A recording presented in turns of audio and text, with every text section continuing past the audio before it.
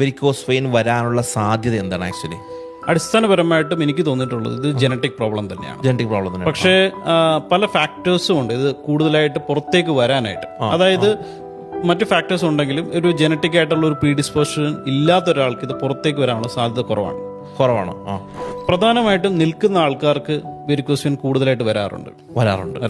കാരണം എന്ന് വെച്ച് കഴിഞ്ഞാല് നമ്മളിപ്പോ നിന്ന് ജോലി ചെയ്യുന്ന ഫോർ എക്സാമ്പിൾ ടീച്ചേഴ്സ് ഉണ്ടാവും, ഈ പോലീസുകാർ, അങ്ങനെ നിന്ന് ബ്യൂട്ടീഷ്യൻസ് ഒക്കെ, ബാർബർ തൊഴിലാളികൾ, അതെ, കൂടുതൽ നേരം നിൽക്കുന്ന ആൾക്കാർക്ക് ഈ ബ്ലഡ് മുകളിലോട്ട് കയറുന്നതിന് പകരം ഇത് തെന്നി വീഴാൻ തുടങ്ങും.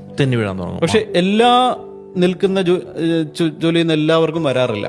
മറിച്ച് ഈ വെരിക്കോസ് വെയിൻ എന്ന് പറഞ്ഞ ഒരു ജനറ്റിക് ഒരു പ്രീഡിസ്പോസിഷൻ ഉള്ള ഒരാൾ നിൽക്കുമ്പോഴാണ് അത് പുറത്തേക്ക് കൂടുതൽ അത് തെളിഞ്ഞു വരികയും പുറത്ത് കാലിന് പുറത്തേക്ക് കാണാൻ പറ്റുകയും പിന്നെ അതിന്റെ രോഗലക്ഷണങ്ങളിലേക്ക് ഈ വ്യക്തികൾ പോകുന്നതും ഗ്രാജുവലി നിൽക്കുന്ന ജോലി ചെയ്യുമ്പോൾ കൂടുതലായിട്ട് പെട്ടെന്ന് പോകാൻ തുടങ്ങും.